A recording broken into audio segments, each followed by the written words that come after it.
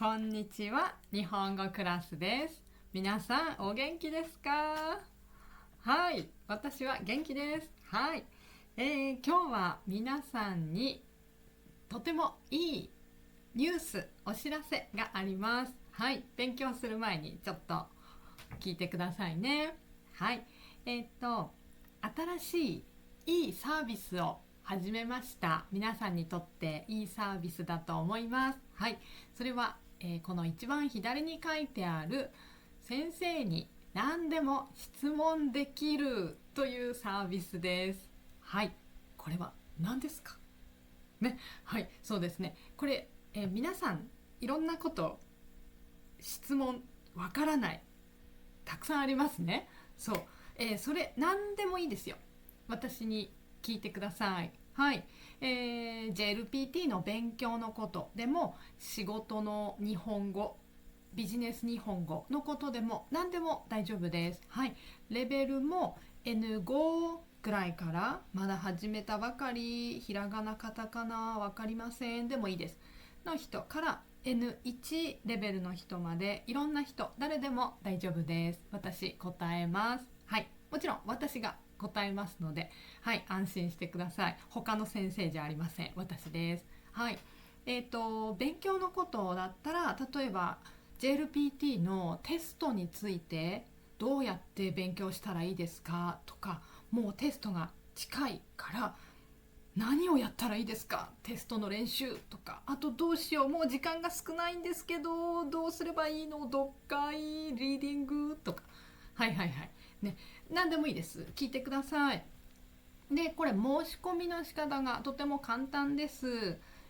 これね、これ Google の、Google カレンダーを使ってます。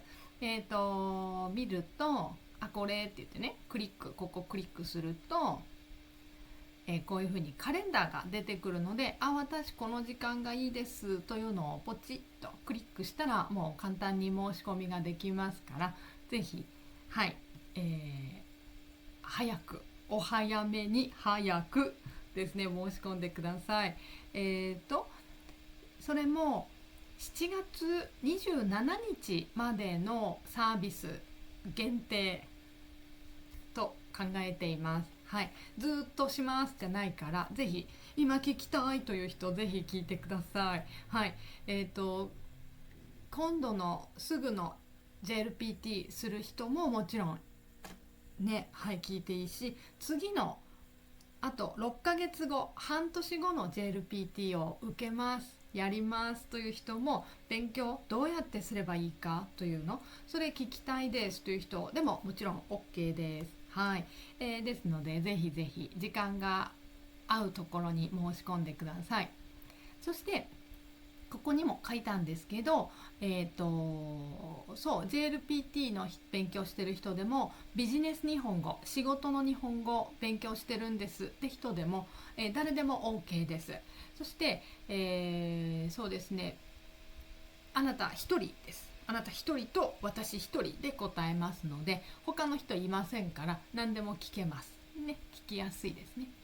そしてこれは皆さんにお金を払ってもらいます。ですので、それはクレジットカードでお願いします。ですが、カードがない人、クレジットカードない人でも大丈夫です。日本にいる人だったら、コンビニでビザカードが簡単に作れます。実は、このバンドルカードというのがあって、そのアプリ、スマートフォンのアプリからカードが作れますから、とても簡単です。今までもたくさんの人これで、そうカード作ってくれて、お金を払ってくれてます。大丈夫です。できます。コンビニで簡単にできるので、ぜひこれね、カード持ってない人はここの、ホームページアクセスリンク見てみてください。大丈夫です。で、これ注意は、予約時間を変えたい、予約したんだけど時間変えたいっていう人は、私にメールをください。ここで予約キャンセルっていうボタンがあるんですけど、それをやってもキャンセルできないので、メールでください。はい、でキャンセルできるのは、予約した時間の24時間前までですので、お願いします。はい、ではあとですね、まだいいことあります。皆さんにプライベートレッスン N2 と N1 の人のプライベートレッスン、今だけ 50% オフでやります。はい、半額です。おお、はい。これも7月27日までの予定です。はい。ですので、今までまだプライベートレッスンやったことないという人、ぜひやってみてください。はい。グループレッスンもいいんですけど、やっぱりプライベートはプライベートでいろいろ質問もしやすいからいいと思います。で、これも、N2 の方は N2 勉強してる人とか、あと仕事の日本語、ビジネス日本語やってる人はこっちに申し込んでください。で、N1 の人はこちら。はい。ですね。で、これもアクセスクリックすれば分かります。あなた何の勉強したいですか？この時間、授業の時間、レッスンの時間、何勉強したいっていうのを書いてくださいね。読解でもいいし、語彙文法でもいいし、仕事の日本語でもいいし、何でも大丈夫ですので、あなたが勉強したいこと書いてくれないと私もわからないので書いてください。お願いします。はい。では、まずはここのリンクですね。このリンクを、今日のビデオの下のところにリンクが書いてありますから、そこからアクセスして申し込みしてください。待ってます。そしてあとは、ビデオで勉強するというのもあります。時間が合わない、どうしても時間が合いませんという人はビデオでも勉強できます。ビデオレッスン、ビデオコースたくさんありますが、その中でも JLPT だと、例えば読解、リーディングのビデオだとこの2つが特に今おすすめです。読解問題ですね。 JLPT の読解問題の、テスト、どうやって勉強すればいいか、あと合格するための読み方というのがあります。どうやれば合格しやすくなるかというのがあります。テクニックあります。このステップ1のビデオ、特におすすめです。私説明しました、授業の時。はい。で、授業のビデオなので、皆さんもね、授業に来ているように見られますから、ぜひぜひおすすめ見てください。で、これステップ1とステップ2ありますが、絶対どっちも見なければいけないわけではありません。例えば、練習たくさんやりたいですって人は、こっちのステップ2の方がいいかもしれないです。はい。こっちで、そうか。どうやって読めばいいかよく分かったというふうにステップ2得になると思いますから、はい、どっちもいいと思いますよ。ステップ1だけでももちろんいいですしね。ですので、これも私の今日のビデオリンクの下のところにアクセスリンク書いてありますから見てください。そして、いやもっと短いビデオでいいんですという人はこれもおすすめです。これもやっぱり読解ですね。中文のやり方、合格の方法、1時間説明してます。どうすれば合格しやすくなるか、テストの時どうやってテストの時間を使えばいいかとかテクニックがあります。それをシュッと1時間でまず話しているのがこのビデオです。はいね。N2 と N1 あります。はい、どちらもおすすめです。合格の方法しっかり説明してますから、ぜひぜひテスト前でもう時間ないんですという人はぜひこれいいと思います。この2つね、おすすめです。はい、では、この申し込みリンクは今日の下、ビデオの下のところに書いてありますから、そこからアクセスしてください。ビデオリンク下です。オンラインレッスンと書いてあると思います。ぜひぜひ来てくださいね。お待ちしてます。では皆さん勉強ね、頑張ってください。いつも応援しています。はい、いつもありがとうございます。では続けて勉強しましょう。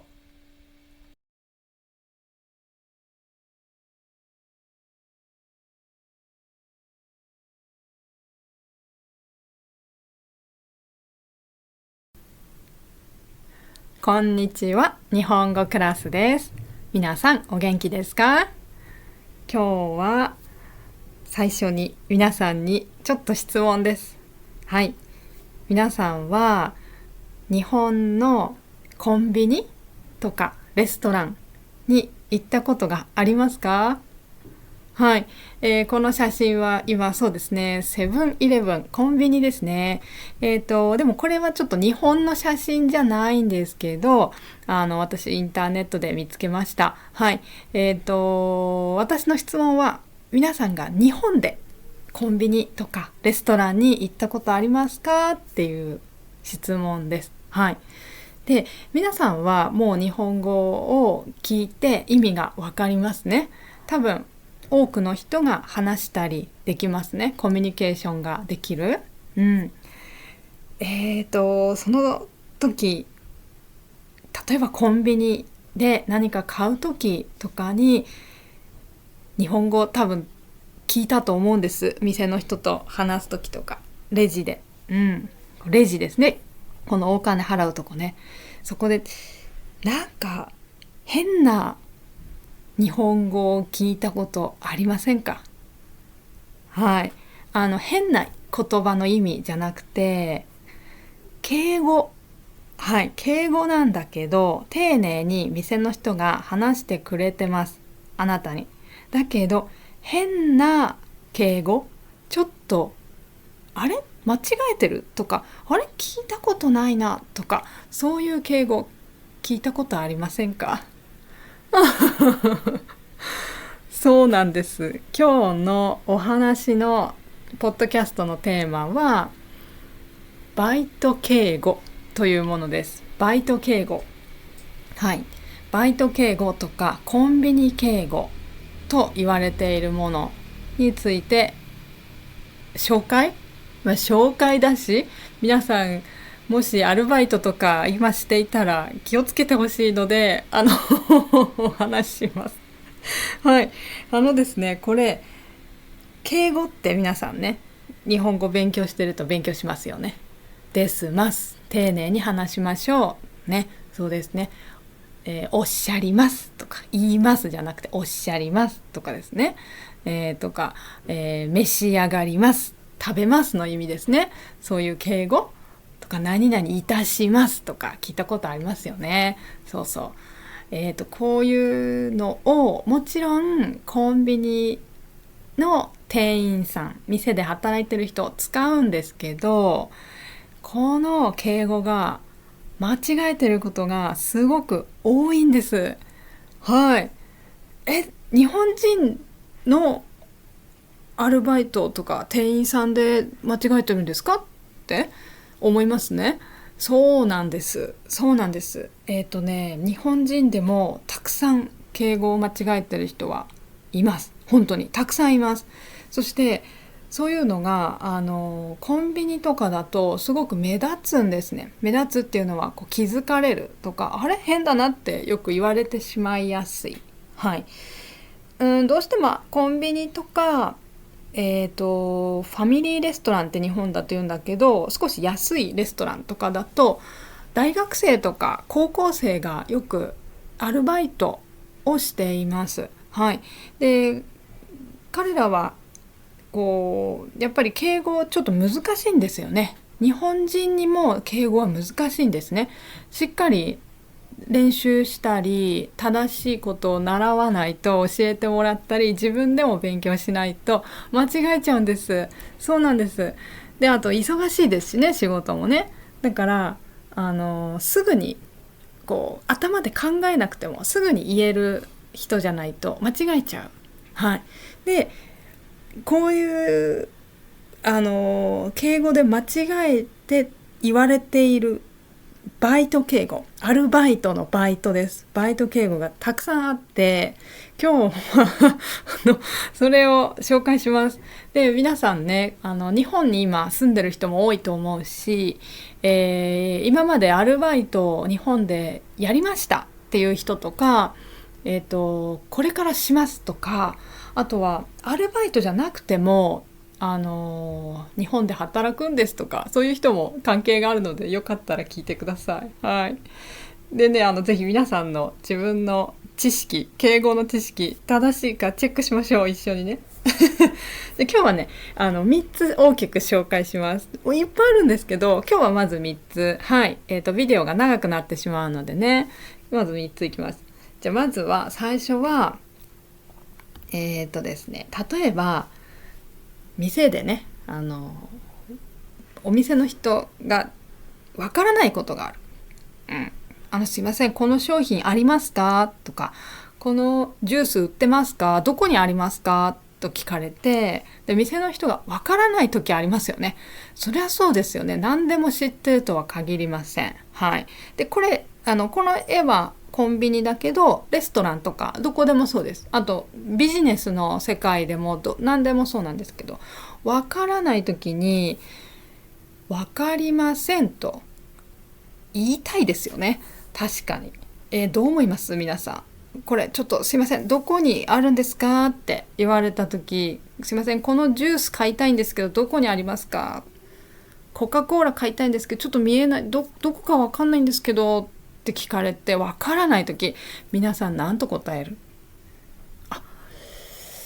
すみません、ちょっとわかりません、今私はここの棚を整理していますからちょっとわからないですとか、すいません、ちょっとそれを知らないんですとか、知りませんと言っていいですかね。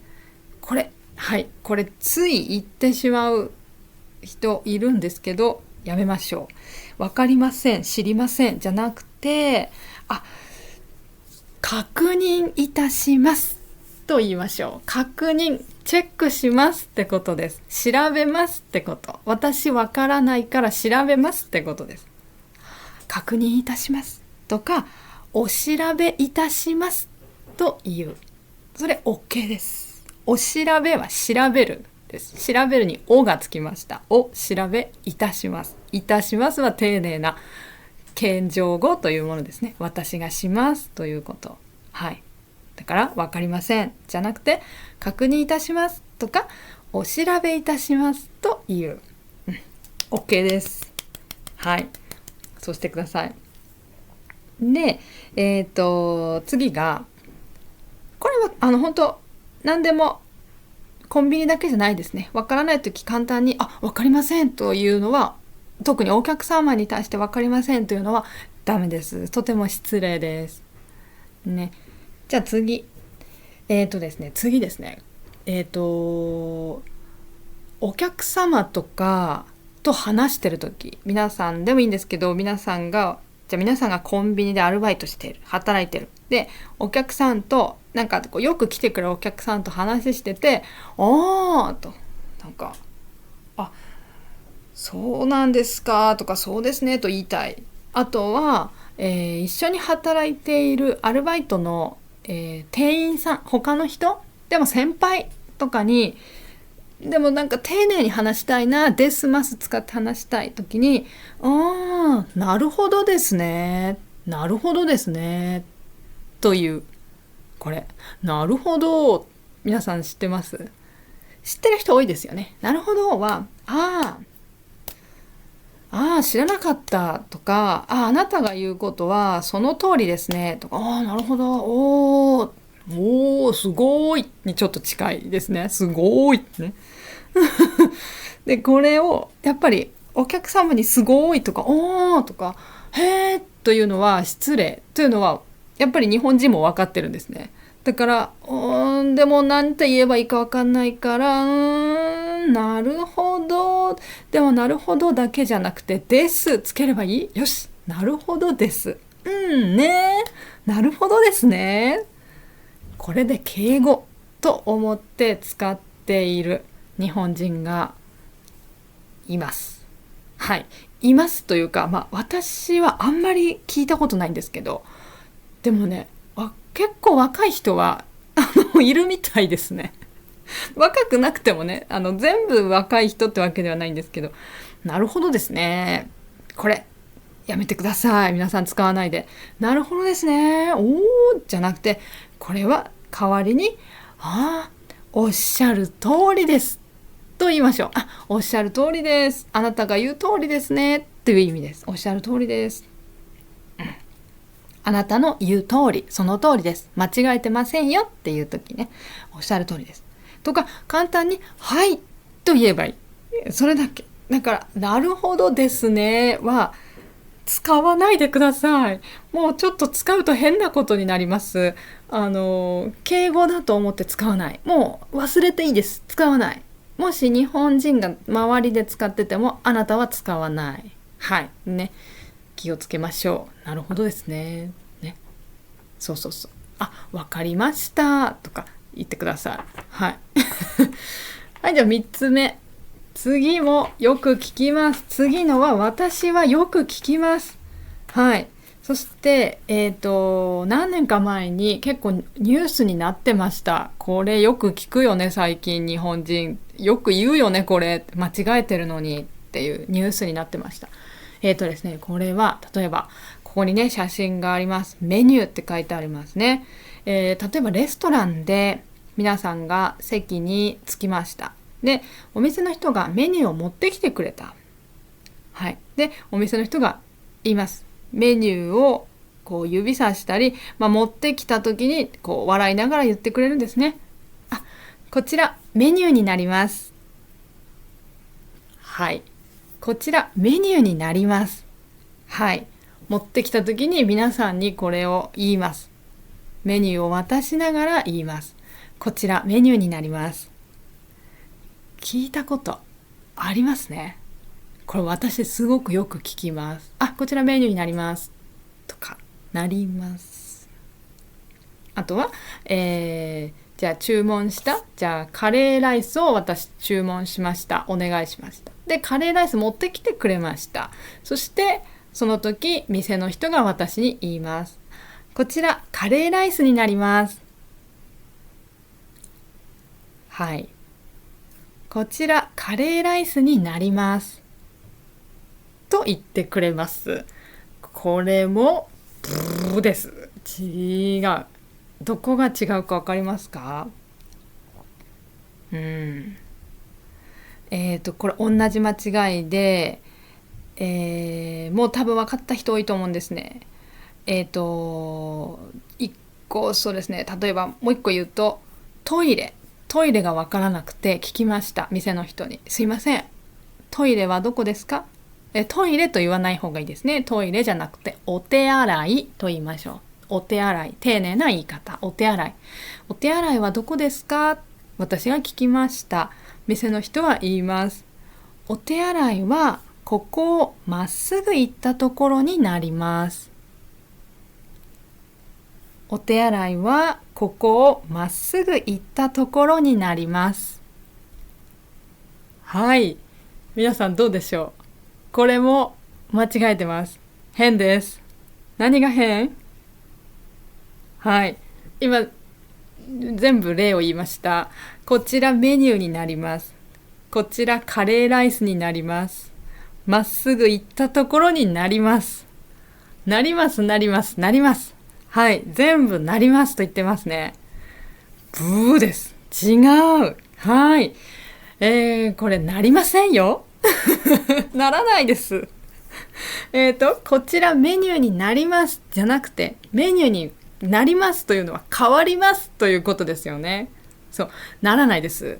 これはメニューですから、これから何か変わったりしません。変化しない。だから、丁寧に言うときは、こちらメニューでございます。ございますを使う。はい。メニューです。でもいいんです。メニューです。でも、ですだとちょっと丁寧さが足りないから、ですじゃなくて、ございます。使う。うん。だから、一番いい言い方は、こちらメニューでございます。こちらメニューでございます。ですね。そう。になりますじゃないですね。で、もう一個、カレーライスですね。カレーライス。こちらカレーライスになります。はい。持ってきてくれましたよ。店の人。カレーライスになります。なりません。これも同じ。カレーライスです。です。これはカレーライスですと言えばいいんです。それだけ。だから、こちらカレーライスでございますが丸です。こちらカレーライスでございます。はい。でいいんです。こちらオレンジジュースでございます。はい、ございます使いましょう。そしてもう一個、最後のトイレですね。これも同じ。もう一回言います。ダメなのはこれです。お手洗いはここをまっすぐ行ったところになります。なります。違う。なりません。なりますじゃなくて、まっすぐ行ったところでございます。ございますです。はい。もう一回言うと、お手洗いはここをまっすぐ行ったところに、2じゃないですね。ごめんなさい。お手洗いはここをまっすぐ行ったところでございます。そうです。何々でございます。でいいんです。まっすぐ行ったところです。だから、まっすぐ行ったところにありますよ。だから、なりますじゃない。はい。ですが、これ日本人ね、すっごいよく使うんです。なります、なります。なりませんって私はすごく心の中で思うんです。いつもこれを聞くと。はい。はっきり言ってすごく気分が悪くなるんです。なりますって言われると。なんでならないよってそうだからこれは日本人でも間違えてるんだから、外国の人は難しいですよね。日本人が言っていたら、あ、こうやって言うんですねって思って同じように言う。もちろんそうですね。だけど違うので、はい、気をつけてほしいです。ぜひ言わないでください。はいね、ということでした。今日は3つ紹介しました。なりますがね、3つ目でしたね。今日紹介したのは、知りません。なるほどですね。なりますです。紹介しました。はい。悲しいんですけど、まだまだあるんです。そうで、特に気をつけてほしいのがまだあるので、また次のビデオでご紹介しようと思います。はい。ぜひ皆さん気をつけてください。はい。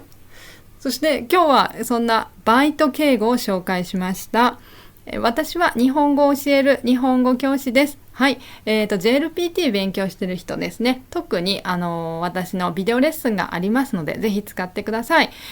このリンク、私のクラスについてのリンク、ホームページのリンクは長いです。書けません、皆さんね。だから今日の皆さんが見てるビデオのディスクリプションといって、説明のところ、下の説明見られますね。そこに書いてありますから、そこから、このリンク書いてありますから、クラスについて見てみてください。どんなクラスありますか？はい。例えば、読解のクラス。JLPT の読解のクラス N2、N1 とか、はい。特に今新しいクラスも作っていますので、どうぞチェックしてください。ホームページ見てください。そしてあとは語彙、例えば N2 の語彙のビデオとか N1 の語彙文法とかもたくさんあります。はい、ぜひ使ってください。全部これ今紹介したのはビデオレッスンなので、皆さんが時間がある時にいつでも見られます。はい、ですからとても便利。はい、ですので、たくさんの方が見てくださっています。そして毎年毎年たくさんの人が JLPT に合格しています。ぜひ皆さんも早く見てテストに合格してください。この5形成というビデオも、とても人気があります。はい。これ50個まず紹介してますので、はい。どうぞ勉強してください。これ出ますよ。出るものを紹介してます。テストに出るものね。はい。テストに出ないことを勉強しても時間がもったいないですね。はい。ですから、はい、使ってください。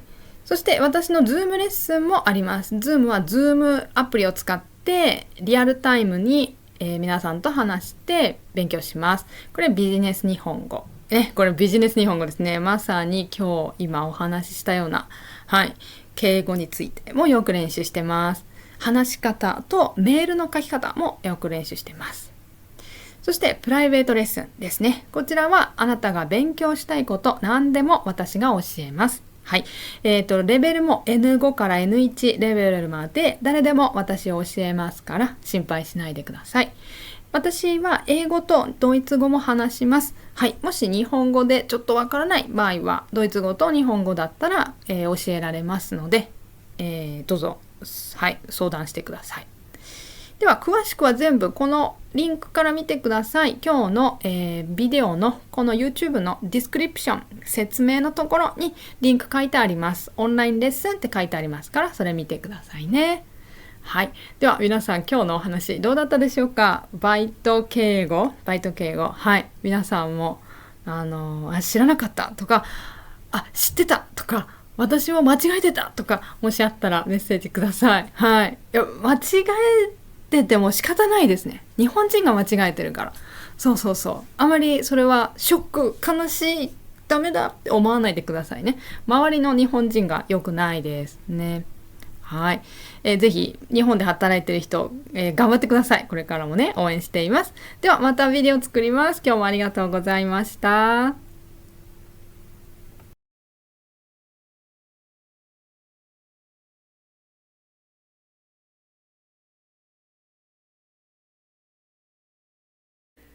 こんにちは。日本語クラスです。ライブです。はい。もう一度言います。こんにちは。日本語クラスです。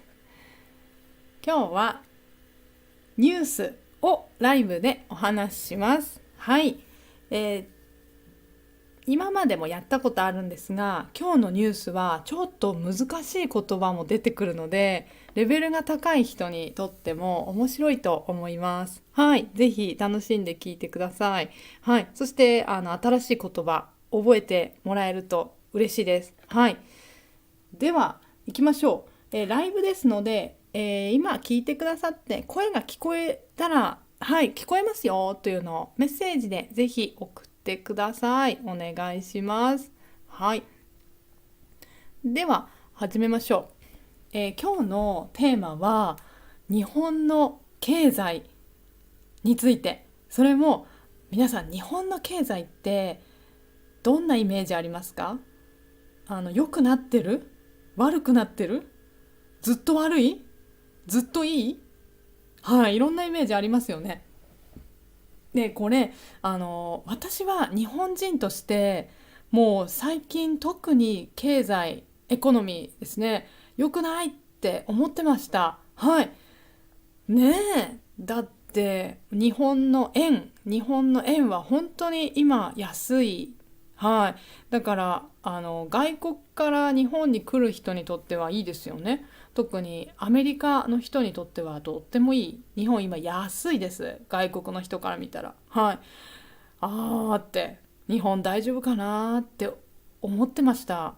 このままでは日本は心配だと、はい、思っていたんですが、今日のニュースを読んで私は日本はまだ大丈夫だと思いました。はい。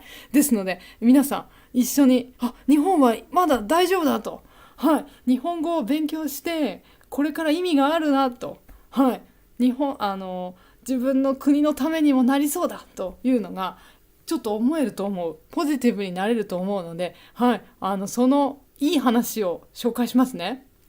はい。私にとっても実はこれ知らなかったことです。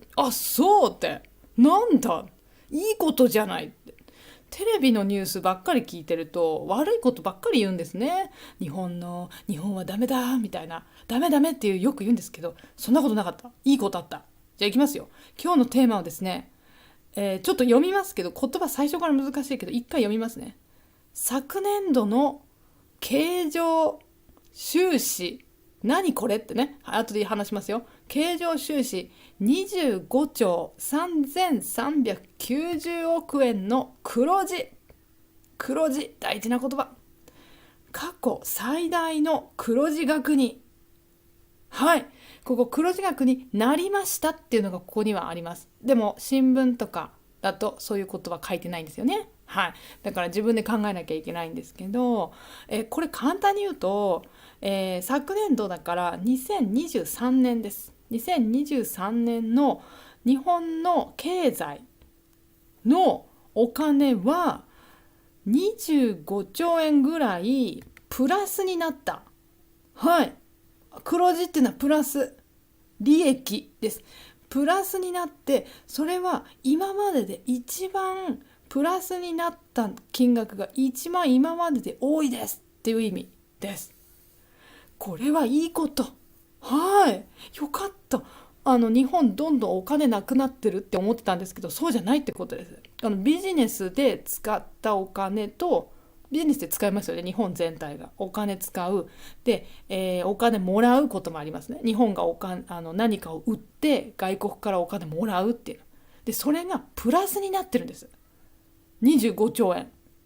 で、今までで一番多くなってる、プラスになってるっていう、すごくいいニュース。よかったです。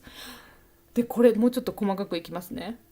だからよかったと思ってください皆さん。はい。で、今日はこの1ページと2ページと3ページ、この3ページいきます。だけどね、そ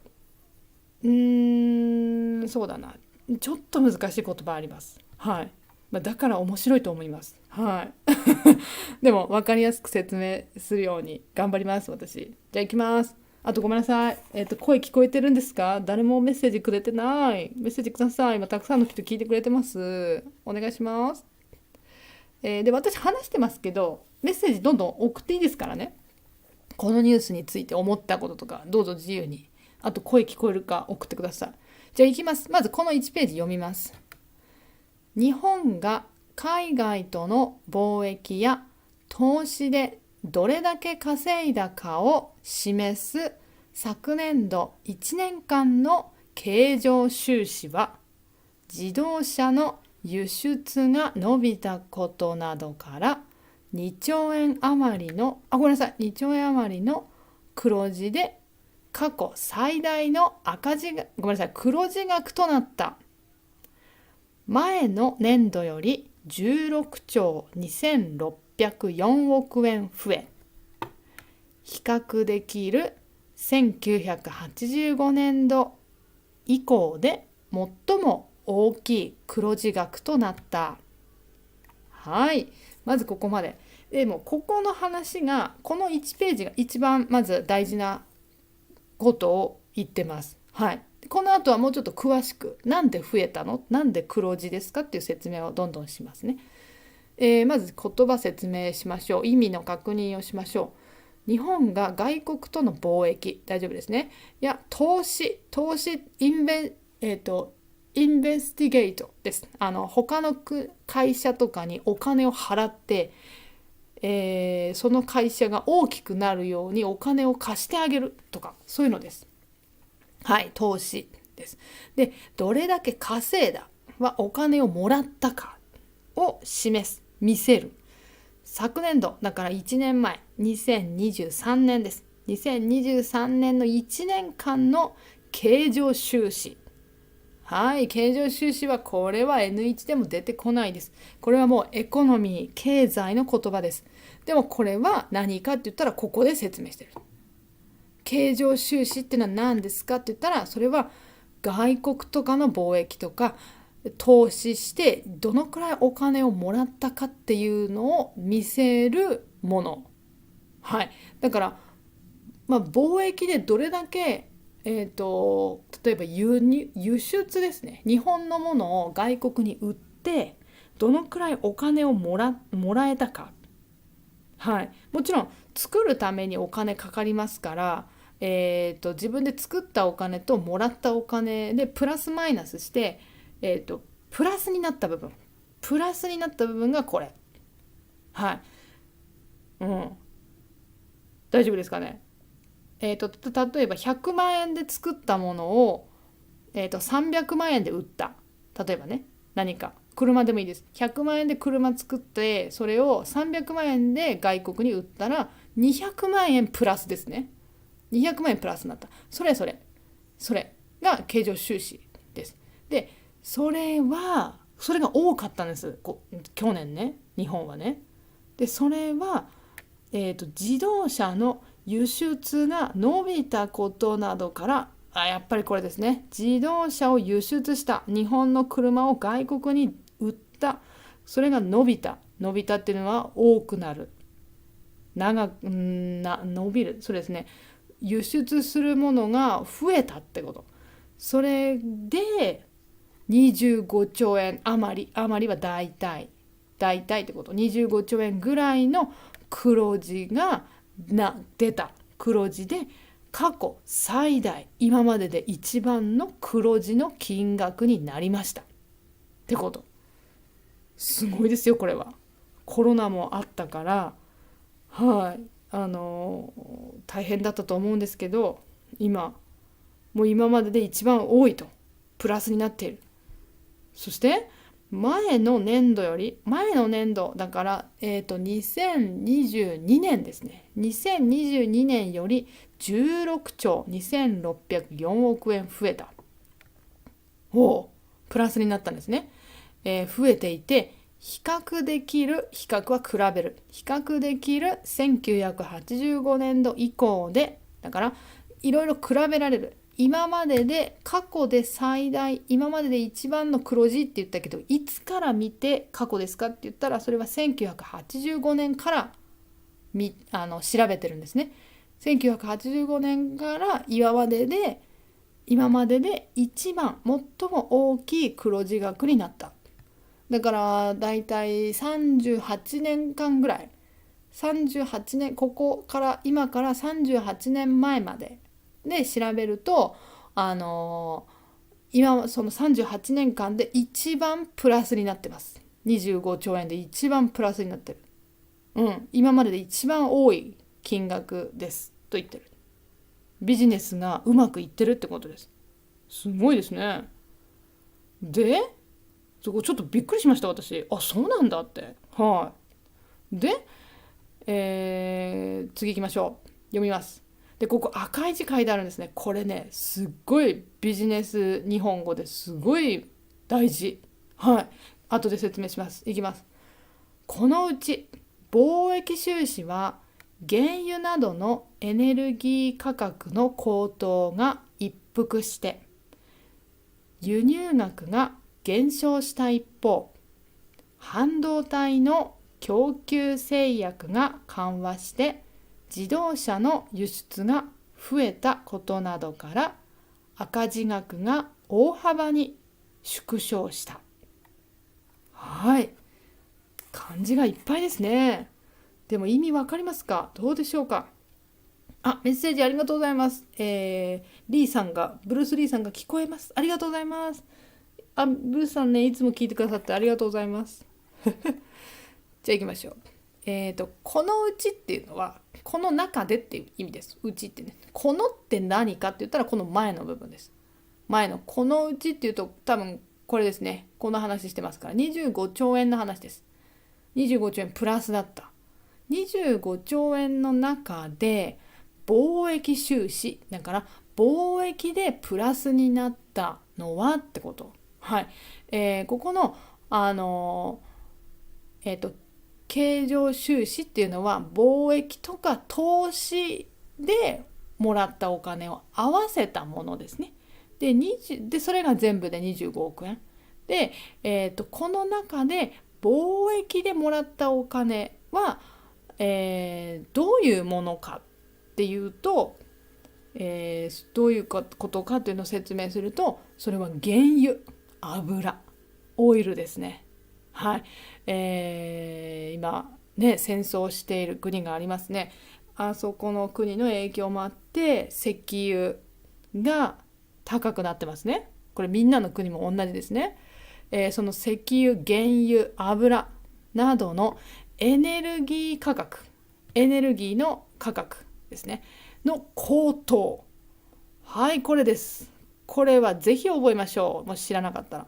高騰は漢字の通りなんですけど、高くなるの意味です。何々の価格の高騰ってよく使います。はい。どんどん値段が上がるって意味です。価格が上がるって意味です。高騰するって言います。はい。ね。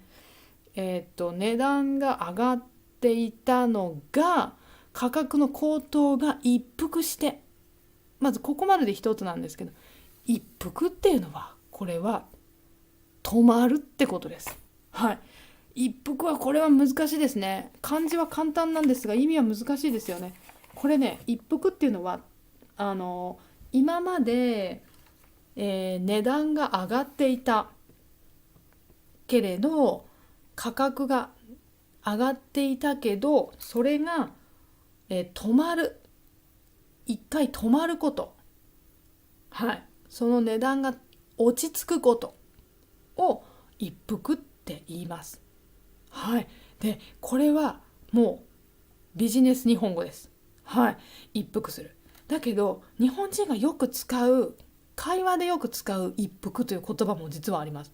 それはビジネス日本語じゃなくて、例えば散歩をしていてちょっと疲れたから、ねえねえちょっともう足が痛いからさ、そこの椅子に座って一服しようよ、一服しようよと言います。意味は何？はい、そうです。一服はちょっと休憩する。それもお茶とかを飲みながらちょっと休憩するっていう意味です。はい、これ日本人すっごいよく使います。ちょっと一服しようって。はい、少し休むってことです。はい、であとは別の意味でちょっと一服したいからここで待っててって言ったらタバコです。吸います。タバコを吸って休憩しますね。だから一服っていうのはタバコを吸って休むっていう意味もあります。一服っていうのはね。はい。だから止まってますね。でもね、タバコを吸う時もお茶を飲む時も椅子に座ったり立ってちょっと止まってしますね。飲んだり吸ったりタバコ吸ったりしますよね。だから止まるってこと。はい。なのでここの価格が上がっていたのが止まるってことです。はい。でした。ですので一服っていうのは実は3つ意味がある。休憩する、お茶を飲んで、タバコをお茶を飲んで休憩するとか、タバコを吸って休憩するっていうこと。はい。まずこの2つと、あとはこういう価格が上がっていたけどそれが止まるっていう意味にも使うんですね。はい。これはね、本当にビジネス日本語なのでなかなか難しいですね。はい。では、だからこの貿易の収入ですね。それは、原油とかが値段が上がっていた、それが止まった。だからすっごい高くなってたのがそんなに高くなくなったってことですね。少し落ち着いたんですね。うん。多分でも前より高いと思うけど、でもどんどんどんどん上がるじゃなくて、値段が上がるのが止まったってこと。で、止まって輸入の額、日本に入ってくる輸入の額が減少した。外国から日本に物を売るのが減った。そうしたその反対に、一方で反対に半導体。はい、半導体も大事な言葉ですね。半導体わかりますか？知ってますか？半導体、ちょっと私英語で今わかんないけど、例えばパソコンの中の中を開けるといろんな機械が入ってますね。ああいうもの、部分、ああいうとこ。はい。車とかもそうだと思いますよ。車の中にも半導体ってあるんだと思うんですけど、ちょっと間違えてたらごめんなさい。半導体、これ大事だからぜひ言葉知らなかったら調べてくださいね。あとスマートフォンにも半導体って入ってますね、多分ね。中を開けた時にね。はい。なんて言うんですかね、本当にメカ、機械の部分です。それ、半導体の供給制約が緩和して、半導体を、外国に売るためのルールがあったんですね。外国に売るルールがあったんだけど、ルールがあまりなくなった、緩和した、緩くなった、緩いって言います。ルールが緩くなる。ルールが緩くなったから日本の半導体を外国に売りやすくなったんですね。売ってもいいよ、外国の人が買います、いいですよ、日本の半導体買いますよって言ってくれた。だからそれで自動車の輸出が増えたんです。日本の自動車買ってくれるんです。よかったですね。自動車の輸出が増えた、それとかなど、そういう理由から赤字額、赤字っていうのはマイナスのお金です。マイナスのお金が大幅に、たくさんってこと、大幅に縮小した、小さくなった。はい。ちょっと今私説明長すぎましたね。簡単に言うと貿易の金額がプラスになった部分が多いってことです。で、なんでって言ったら石油とかエネルギーの価格がどんどん高いのが止まった。そして、日本が買うお金が減ったんですね。日本石油ないですから外国から買うんですね。だからその輸入のお金、石油のお金の払わなきゃいけない、日本が外国に払わなければいけないお金が減ったんですね。よかったよかった。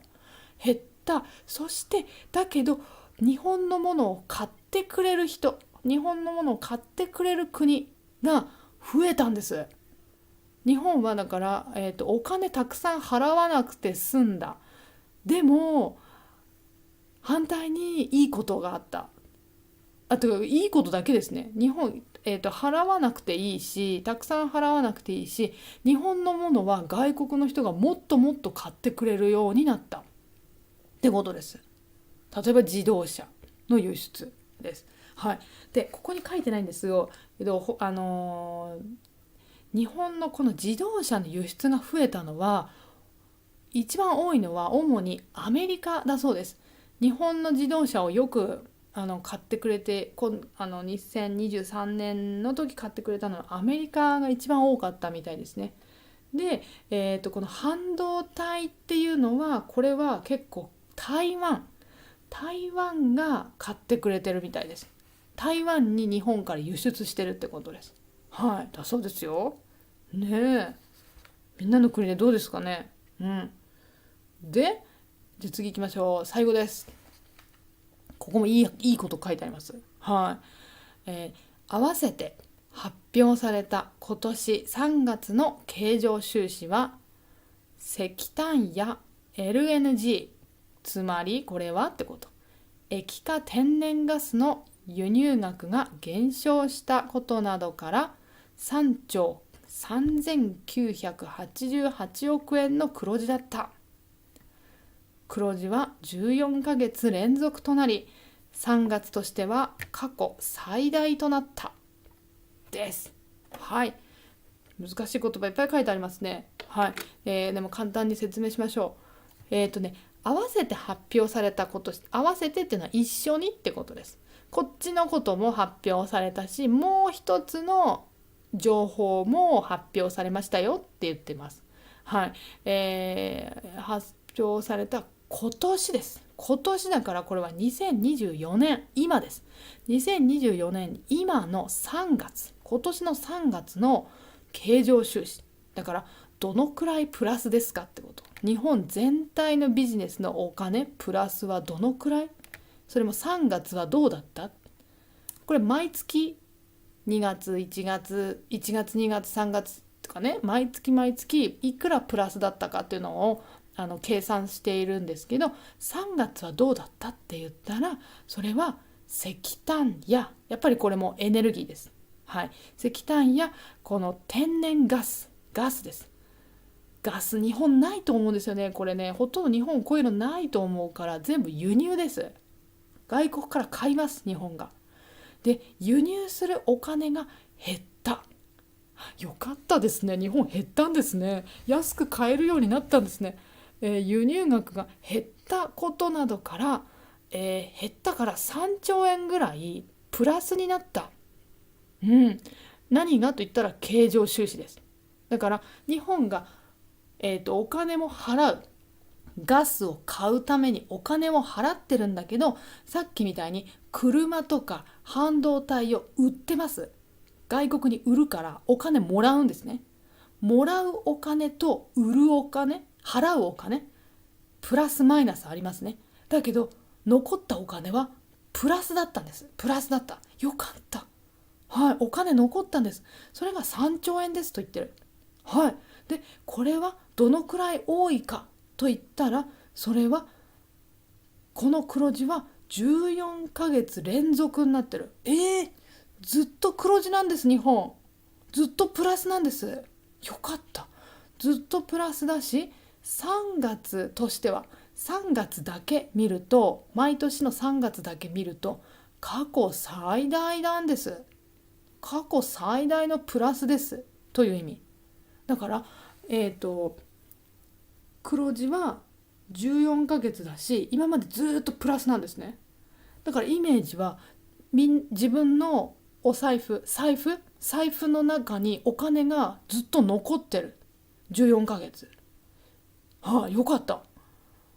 14ヶ月ずっと残ってて、で3月、例えば去年の3月とか2年前の3月、3年前の3月、5年前の3月とか比べると、3月だけ比べると今までで一番お財布にお金が残ってますっていうこと。よかったですね。ってことは去年より残ってるってことですね。ってことは、これはつまりこのままずっとお財布にお金が残っていれば、この残ってるお金、経常収支って言いますよね。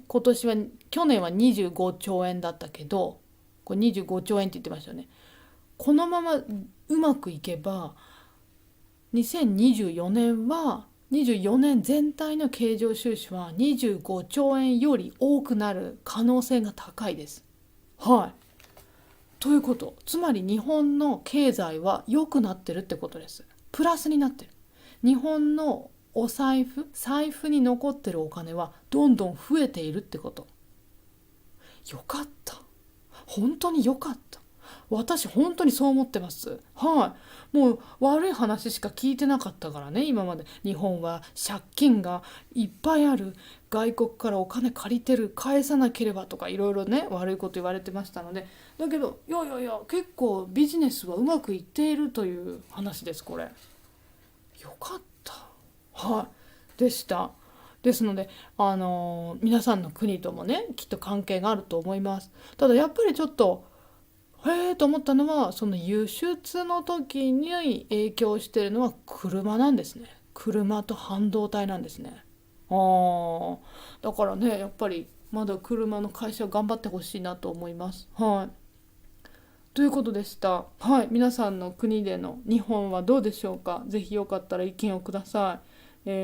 皆さんすごい一生懸命聞いてくれて、メッセージ全然送ってないいいですよ、大丈夫。はいね。難しい言葉あったと思うんですが、ぜひ覚えてみてください。特にこれね、価格の高騰一服っていうのね、はい、説明しましたよ、さっきね。はい。あともっと興味ある人、前に話しました。日本のお札が変わります。これ変わりますよ。新しくなります。わーい、やった。6月に変わります。あ、ごめん、6月じゃない、7月ですね、確か。見てください、この YouTube ビデオ。はい。何に変わるとか。1000円、5000円、1万円。変わります。うわーい、楽しみ。はい。聞いてくださいね。でよかったらね。あとは N2 の問題やってみたい。読解問題です。読解問題やってみたい。N1 の読解問題やってみたい。はい。YouTube でできますよ。あとはビジネス日本語もっと知りたい。はい。どうぞ。私の YouTube でできます。あとビジネス電話もできます。ありますよ。はい。見てください。あとは JLPT の読解の勉強、もっともっとたくさんやりたいという人、はい、できます。N2 と N1、はい、どうぞやってください。合格してください、皆さん。私のオンラインレッスンの中でこれは見られますので、リンク、後で下に書いておきます。はい、どうぞ見てください。ぜひ合格してください。ね。はい。ということで皆さん今日難しい言葉ありましたが、どうだったでしょうか。一つでも多く覚えてほしい。そしてビジネス日本語もそうだ、勉強できます。はい、Zoom のレッスンしてます私。はい、Zoom のレッスンでビジネス日本語とか会話の練習、プライベートレッスンあります。プライベートレッスンは何でも一緒に勉強できます。リーディングでも会話 EJU、 大学の試験です。日本の大学入るための勉強とか、はい、JLPT でもいいし何でもいいですよ皆さん。はい、あとレベルも N5 から N1 までどんな人でも私は教えます。はい、私英語とドイツ語話しますので、もし全然日本語できない人だったらはい、それだったら話せます。はい。全部これはねオンラインレッスンの中から詳しくは見てください。リンク、コメントのとこに書いて貼っておきます。はい。では今日はこんな感じでした。はい、皆さんまた一緒に勉強しましょう。で皆さん今すごい勉強してますね。 YouTube 聞いてますね。よかったよかった。はい、じゃあまたやりますので、ぜひライブ遊びに来てください。今日もありがとうございました。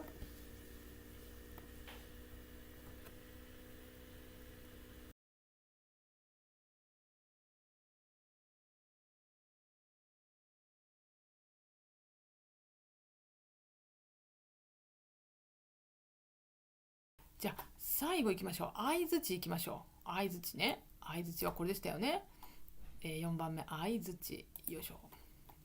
はい、相づち。相づちは何はもうさっき最初に説明しましたから大丈夫だと思います。相手の人がはいはいとか、ああそうなんですかとかいうその言葉ですよね。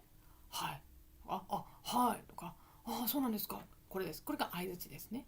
うん、で日本人は相づちが多い少ないどっちですか？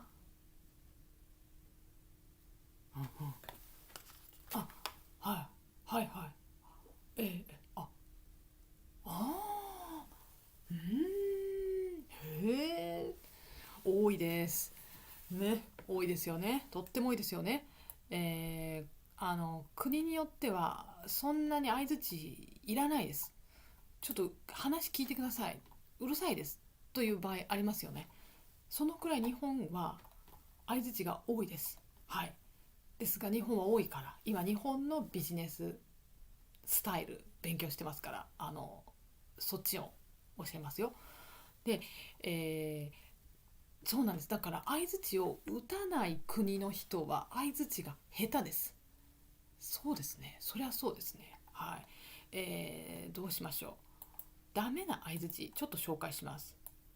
うん、4つ大きくあります。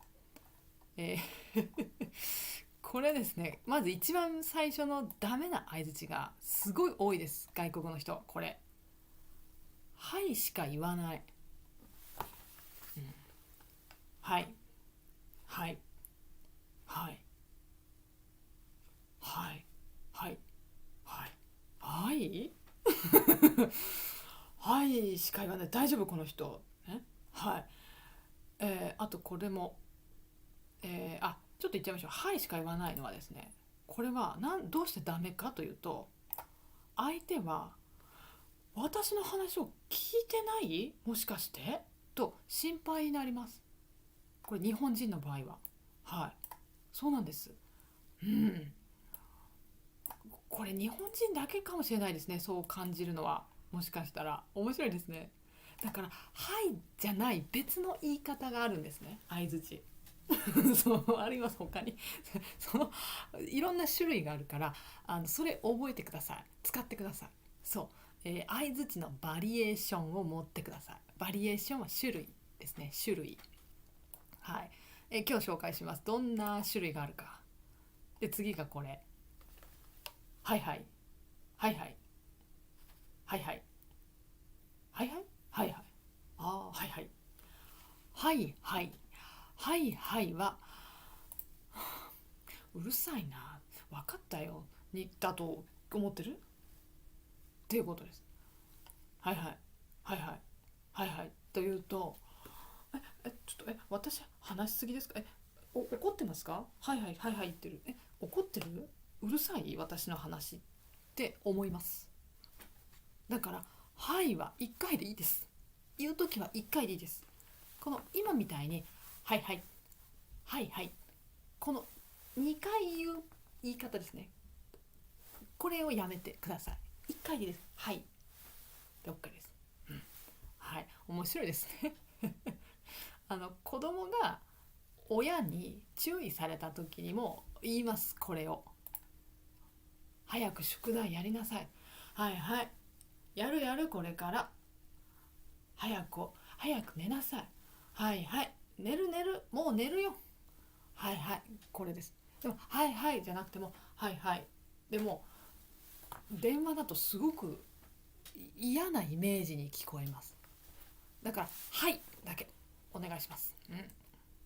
次よいしょ。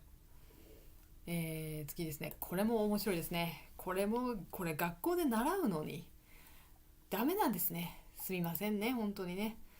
結構ですしか言わない。これN4、N3 くらいの教科書本で結構ですっていうのを勉強しますよね皆さんね。結構です結構ですってね。断る言い方いりませんの意味で結構勉強しますよね。結構ですってね。でこれ電話でこれを言うとですね、これ見えないんですよ。結構ですこれがあれば私いらないダメとかノーとかその意味わかるんですけど、電話はこう見えません何も。だから結構ですというと結構です結構ですって何結構ですははいといいえイエスノー2つの意味がありますよ。結構です何いどっちですかどっちですかイエスノーわからないになります。はいだから結構ですだけは言わない。結構しか言わないはダメで、これ言ってください。結構です送ってくださいとか、結構です結構です送らないでください。はい、こっちください。これも言えばいいです。結構です。これ使っていいですよ。結構です。何々くださいが結構です。何々しないでください。ないです。結構です。イエスと結構です。ノー。いいえです。ノーです。こっち言ってください。じゃないと本当にわからないです。はい。ですので使う場合は後も言うですね。気をつけてください。そして最後これですね、日本人に多いです。そうだから皆さんの周りの人にいるかもしれないですが、皆さん使わないでください。どうもどうもどうもどうもどうもどうもお世話になっております。どうもどうもやめてください。これは言うのはやっぱり1回どうもも1回どうもも1回でいいです。どうもすみませんいいですよ。これいいですとかどうもありがとうございます OK です。はいどうもどうもどうもどうもやめてください。どうもどうも失礼しますじゃなくてどうもありがとうございますにしてください。はい気をつけてください。本当日本人で私は聞きますね。そう悪い例ですねそれはね。そうでした。じゃあ今ので OK ですね。じゃあ相槌ダメな相槌でした。じゃあ、いい相槌を紹介します。いい相槌ですね。9もありました。9つ。はいへえってね。でその中でも皆さんがよく使うだろうなというか私よく使うし普通の日本人よく使ってるのを、まずよく使うとよく使う星2つと、よく、使っていいですよっていうのをね紹介します。これ使っていいのものですよ。はい例えばこれよく使いますはもちろんはいです。はいはもう使います。そりゃそうです。はいおこれもなかなか難しいですよね。じゃなくてちょっと明るくね。でなるほどいいですよ。そうなんですか。これ相手の話聞いてますよって思います。でこれだから使う時はいって最初言ってねねねねねはいねねねねねはいねねねねなるほどねねねねそうなんですか OK です。そうずっとはいはいはいはいとかずっとじゃなくてってことですね。で次、こっちもよく使いますというの。例えばこれもいいですね。使いますね。おっしゃる通りです。おっしゃる通りです。お客様のおっしゃる通りです。おっしゃるは意味は言いますですね。そうあなたが言う通りです。そうですねの意味ですね。はいおっしゃる通りです。かしこまりました。素晴らしいです。これはとてもいい綺麗な日本語ですね。これは分かりましたの意味ですね。かしこまりました。かしこまりました。これホテルで働いてる人もよく言いますよね。かしこまりました。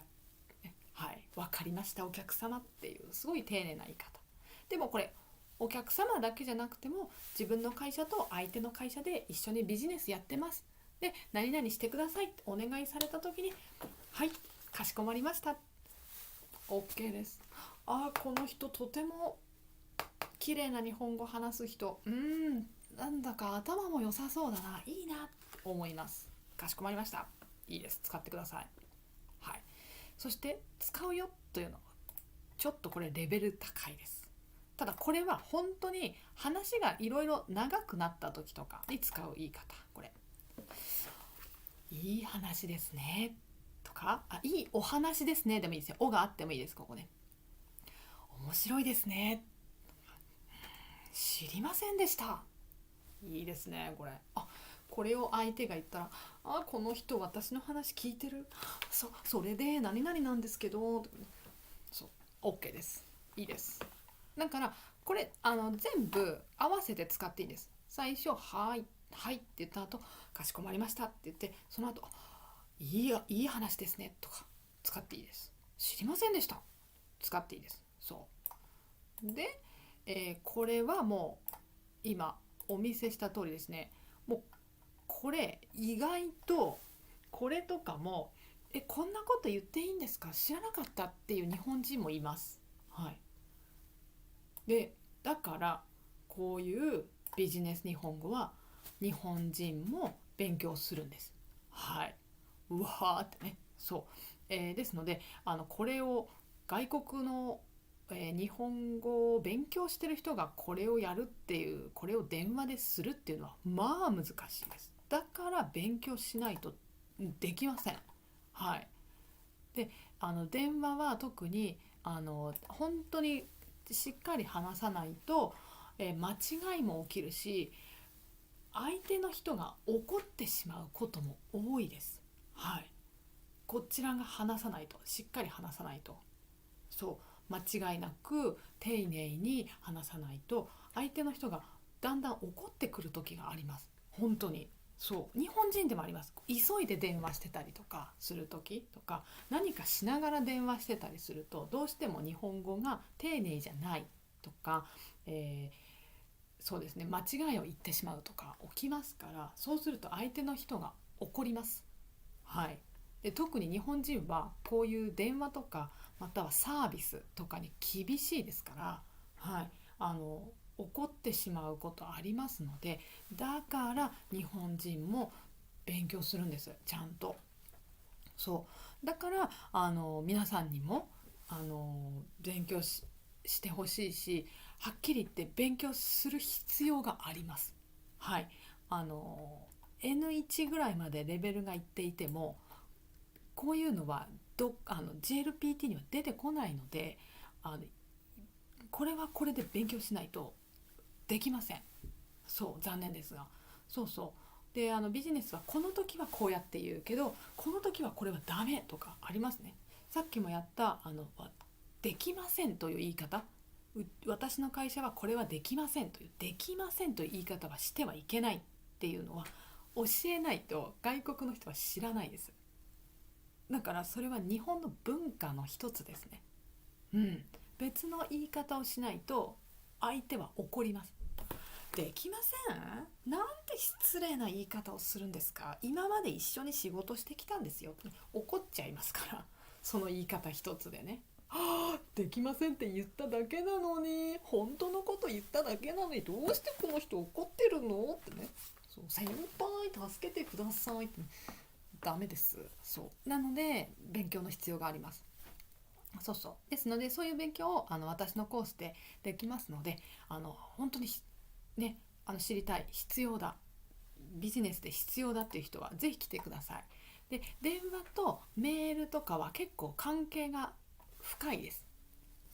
ですので知ってると、電話知ってるとメールも書きやすくなるし、メール知ってると電話もできるようになるっていうのもあるんですけど、そうなのでぜひね、ちょっとやってみるっていうのはいいと思いますので、ぜひぜひコースで来てみてください。はい、ですので今日は大きくは、勉強したことをちょっと振り返るとこれでしたね。はい、間違った言い方をしないでくださいと、クッション言葉ってなんだっけ、あと数字、あと相づちでしたね、はい、をやりました。でこれはまだ本当に一部です。まだまだあります、勉強しなければいけないこと。残念ですが本当にね、そうなんですよ。もう日本の文化の一つと思ってください。はい、ですのでこういうことを私は教えてますので、Zoom レッスンで特に中心に授業してますので、ぜひぜひ来てほしいなと思います。はい、でどこ行きましたかね、変なとこ行っちゃいましたね。ちょっとご紹介すると、はい、ちょっとご紹介します。そういうことをZoom 授業でやっています。よいしょ。はい、もっと勉強したい、しなければいけない、頑張りますという人ね、ぜひ、来てください。やりましょう。教えますよ。Zoom レッスンと、あとビデオレッスンの話をちょっとします。ビデオレッスンは読解あります。 JLPT 読解ありますね。はい、ですが今日は軽く短くお話しします。細かく聞きたい人は1個前の私のビデオ、電話を受けるっていう方で詳しくコースについてお話ししましたので、ぜひそちら見てみてほしいです。今日みたいな電話を勉強するビジネスについてですね、電話したい人はぜひこのコース、ビジネス日本語です。はい、電話のかけ方はもちろん、特にそうですね、電話のかけ方今よくやってます。で電話のかけ方、受け方、あとこの時どうすればいいのって結構いろいろあります。困ったこと電話結構多いので、はい、やりますね。あとは、就職の面接練習、話す、どうやって話せばいいですかってね。はい、これ国によって全然違うので、面接の話し方そろそろ始まります。ぜひ来てください。面白いですよ。あとは履歴書の書き方、そしてビジネスメールの書き方します。はい、じゃあ次、よいしょ。会話の練習したいなという人もいらっしゃいますね。友達と話す会話やりたいな、日本人とですます使わないで話してみたいなという人いますね。その練習してます。ですます使わない、そしてあとはですますは使うよ、どっちも練習しますこれ。はい、ですのでぜひ会話の練習、もっと上手に話せるようになりたいなという人はぜひぜひ来てください。こちらもとても楽しい授業です。はい、結構難しいです。皆さん思ってるより多分難しいと思います。このコース面白いですよ。だから、だから N3 から N2 の人って言ってます。N2 ってレベル高いですよね。だけど会話って結構難しいんですよ。本当に教師がチェックすると結構それは違います、違いますっていうか、もっとこういう言い方ありますとか、その言い方は失礼ですとか、今デスマス使わないでくださいとかいろいろあります。そうデスマス使わないの難しいです。特に何々でしょ、何々じゃん、何々って言ってたっけ、はあけってなんだってJLPT に出てこないんですね。勉強しないんですよ、あんまり。だから難しいと思います皆さん。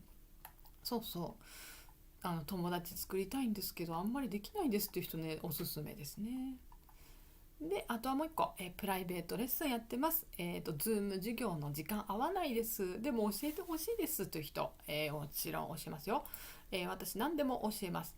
レベルも N5 ぐらい、まだひらがなカタカナ勉強始めたばっかりですって人でもいいし、はい、いやもう N1 まで行ってます、いやもう N0 ぐらいですって人でももちろん OK です。はい、勉強しましょう。